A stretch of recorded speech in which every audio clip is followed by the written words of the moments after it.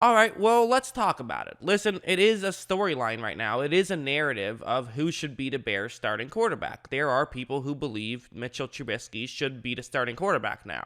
Who should it be? Well, let's just talk about it. First, let's talk about what Nick Foles does well, what he brings to Chicago, what the advantages are of having him back there. One of the things that's always been great about Foles is his quick release. It really worked well in that RPO system that Philadelphia did, which is why he was so successful with Doug Peterson and obviously won a Super Bowl MVP. It doesn't have to be on an RPO or play action, though. Like on this play, it's going to be a zone coverage blitz, and basically the way it works is that there is a receiver who's running a quick route right underneath, and you're going to have a Saints player who's in charge of covering the middle of the field kind of start off a bit late, and then he's going to try and crash in. Like he's already a bit further off, so he's going to try and run in, but basically the hope for Foles is he's just going to hit his receiver before the defensive back is able to crash in and make a play. Foles is going to be able to do this, and a large part of it was because of his quick release, how he is able to get rid of the ball so quickly. You know, he goes from having it in his hands to getting it out in such a split instant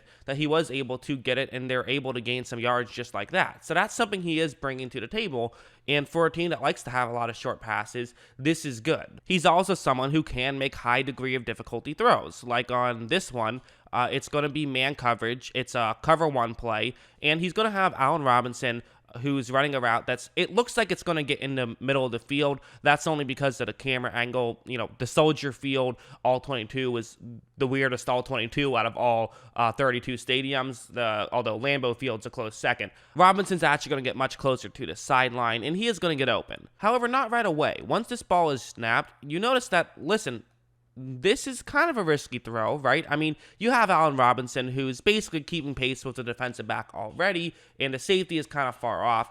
But Nick Foles, he's been in the league long enough. He knows a good receiver like Allen Robinson can make this catch, and he also knows where to put it. Put it towards the corner of the end zone deep. Let Allen Robinson be the only guy who has a chance. That's what he's going to try and do here, and that's what he's going to do here.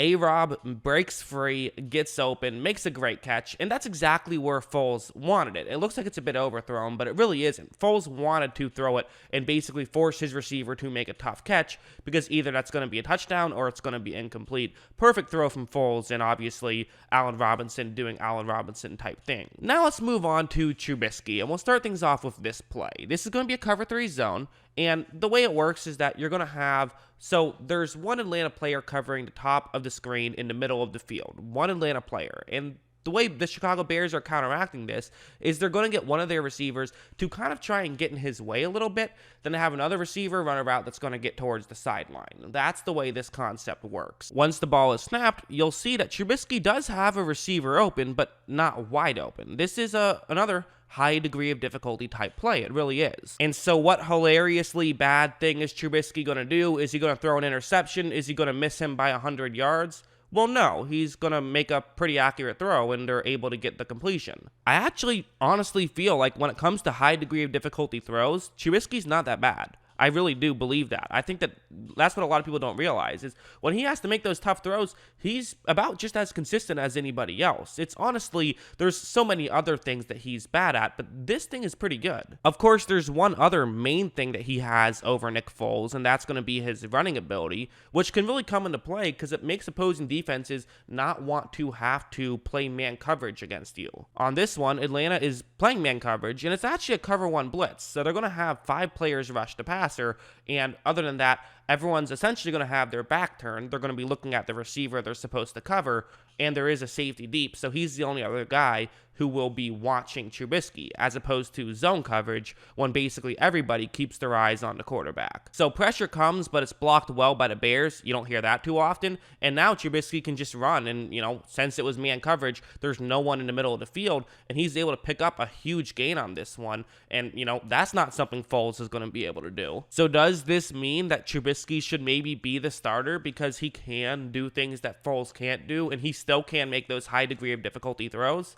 Well, no, he shouldn't. There's just too much he does poorly. I mean, we all know about his accuracy issues. I don't even feel like I have to break that down. We've all seen the compilations on YouTube of him missing easy throws. But to me, the more frustrating thing sometimes is when he'll just make bad reads, like on this play. It's sort of a Tampa 2 style play that the Falcons are going to be in. And that's the concept, what you see on the screen, that's what Chicago will be doing. So a couple crossing routes over the middle, nothing really that could get open on this play, to be honest. I mean, this is really a good coverage against this type of route concept. So, good job by Atlanta. Good job by Atlanta's coaching staff here to kind of outsmart Chicago. So once the ball is snapped, you see nothing is really open. Trubisky is looking around. Doesn't see much. One thing he sees that could get open would just be dumping it off to Jimmy Graham right there. But as you see, Graham has given up on this play, which, to be fair, is a criticism for Jimmy Graham. You can't give up on a play. You should criticize him for it, and so you can't entirely blame Trubisky for this. I get it. But at the same time, he should look up and realize that there is going to be an Atlanta player who's crashing in, trying to jump this route, and this is not a throw he should make. I get why he wants to. It's the whole, you can't go broke making a profit. Let's just try and throw it and gain 5 yards, it was a dead play, but now at least we gained 5 yards out of a play that wasn't going to work otherwise. But it's just not worth the risk, and especially not because Trubisky makes a throw, and that's just easily intercepted. Trubisky is able to run him down and get a tackle, so it wasn't a pick six. So I suppose maybe that's one reason to start Trubisky. He's better at making tackles after throwing interceptions than Foles is. But yeah, I just feel like there's way too much wrong.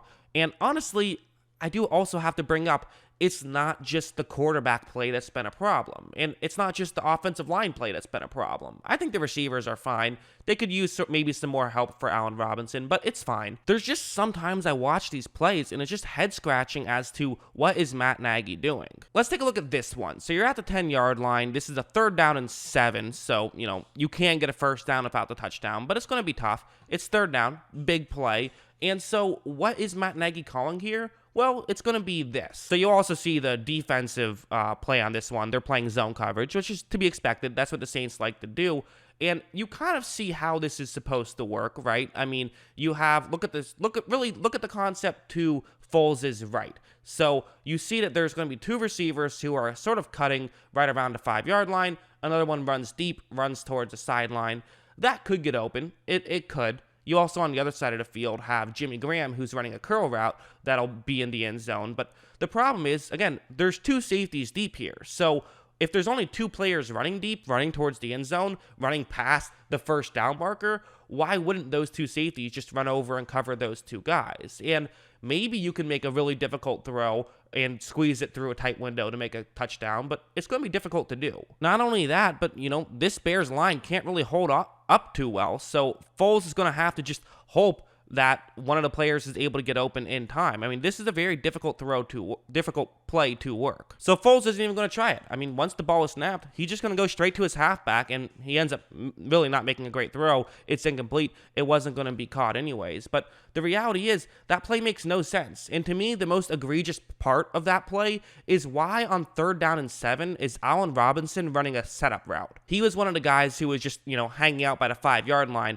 trying to draw New Orleans players away, so that way, Foles could hit Anthony Miller, who was running over a little bit closer to the middle of the field. And to me, this is it makes no sense to me. Why are we doing things like this where you're totally relying on a schematic play to work, especially against the Saints, who are pretty good schematically at making sure they don't make mistakes? I mean, in fairness, they've made quite a bit this season, but this game they had been really good. Why have a borderline elite receiver in Robinson if you're not going to rely on him in these situations? It makes no sense to me. At least give him a chance. Let him be one of the 2 guys running routes that are actually going to get past the first down marker. Makes no sense to me. It's a tough situation, but I think they made the wrong call there. And that's really the thing is, the coaching hasn't been great. The offensive play calling hasn't been great. The line hasn't been great. And the running game hasn't been great. The wide receivers have been solid. And that's really it. So whether it's Foles or whether it's Trubisky, honestly, it could be a really good quarterback. They're still going to struggle on offense. They just are. So yeah, I guess kind of a doom and gloom ending to this one. I think they should start Foles. And then I also say that I think that it won't matter. Their offense won't be great. But you know what? Their defense is great. So they got that going for them. It's crazy, right? I mean, they're 4th worst in points per drive, but they're 7th best in defensive points per drive. So, they really are the can a great defense bail out a great offense? And, hey, it kind of has. They're 5-3. Who knows? Maybe they can find a way to, get something going. They did almost just beat the Saints. They play the Titans next week. Should be interesting. Yeah, I hope you guys enjoyed this video. Those are my thoughts. Let me know what you think about this situation in the comments below. And, of course, as always, thanks for watching.